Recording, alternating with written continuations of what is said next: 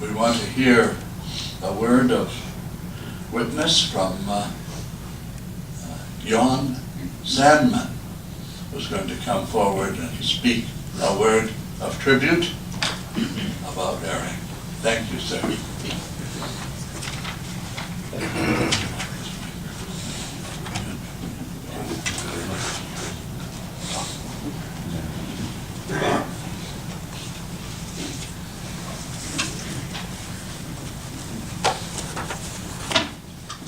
Wow, what a turnout. I didn't know there was this many beer drinkers in here.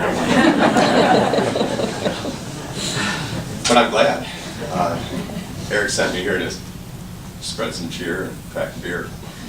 So, just so you know, I'm in preparing for this speech. Unfortunately, I drank all the beer last night.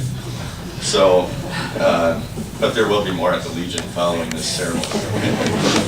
And please join me in celebrating his life, and his legacy, and everything that he represented. We had a lot of good times together, and really, really good man. Well, many of you, all of us, remember this smile? Lights up a room. But you don't know the Grinch. Eric was a little stinker. I'm his cousin from Wisconsin. I have fond childhood memories, and one of the memories I have, playground in Hurley, Wisconsin. He was about 5, I was 10. And there's this slide that corkscrewed around, and we were on that slide, and I thought, now's my time, I'm going to scare the heck out of this little kid.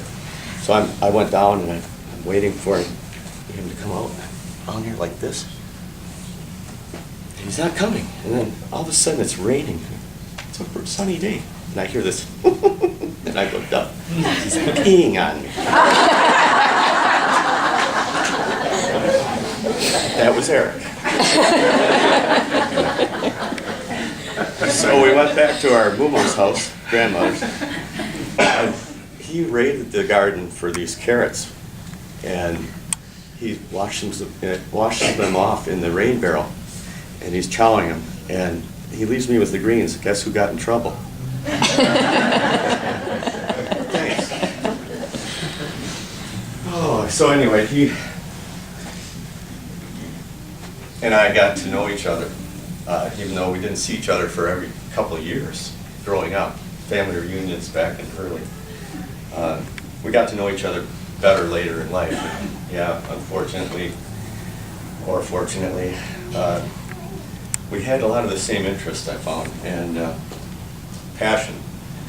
And there were 4 staples that we had that were similar. Passion for family, a passion for fishing, a passion for football, and last but not least, drinking beer. So, even though we didn't see each other every couple of years, this technology came out, and all of a sudden there's this cell phone in our life, and this was our link. We had every couple of days or whatever, text messages would come to or from, so, or phone calls. And there was a lot of late night phone calls too, by the way. He would call me. Of course, he had a beer in his hand, and I'd have a beer in mine, so we'd share some stories. But as far as family, he, goes without saying, adored his girls, and as did I. I have 3 of my own. So he said to me in a text message, "How did you get so lucky having 3 beautiful girls, all smart, intelligent, college?" I said, I don't know. I'm still trying to find the right man because he owes me a lot of money. So then he texted back, "I found mine. It was a Schwanz guy."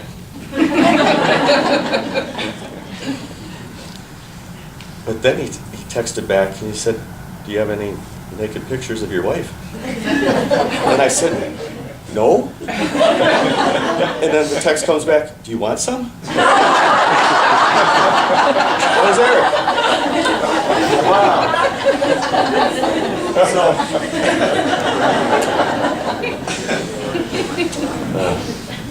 So then, we moved on to fishing, and so we're sharing fishing pictures, and he sent me a whole bunch of bass in this cooler, and I said, "Where'd you buy those? I know you didn't catch them." And then I sent him back a picture of this great big muskie I had, and yeah, he didn't respond right away. 10 minutes later, he said, "I finally got done downloading that picture. Now my phone weighs 10 pounds." And then he texted me a picture of this big plate of crabs, and I said, "Where'd you catch those?" And I went, "Never mind, I don't want to know."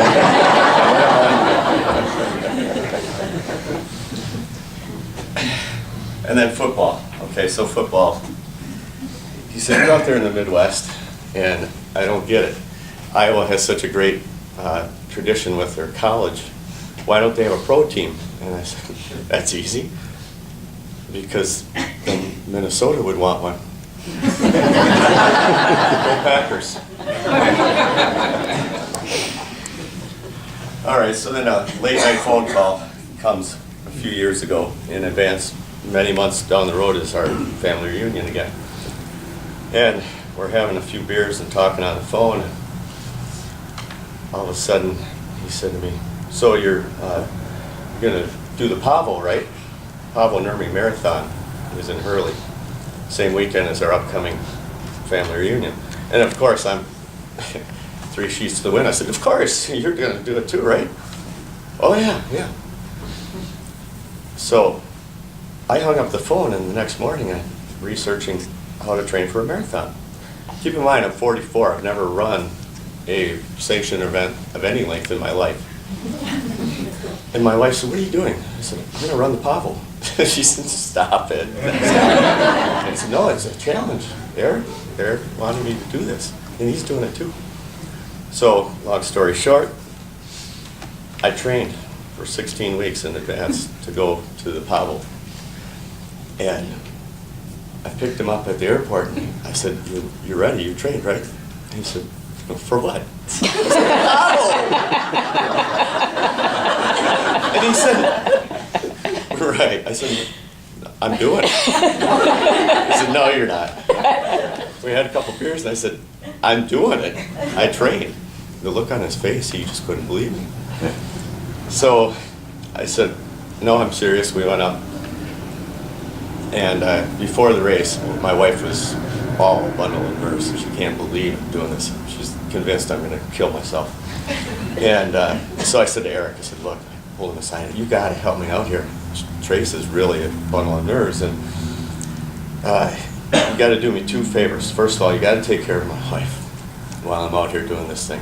Secondly, when I get to the finish line, you better have an ice cold Budweiser waiting for me."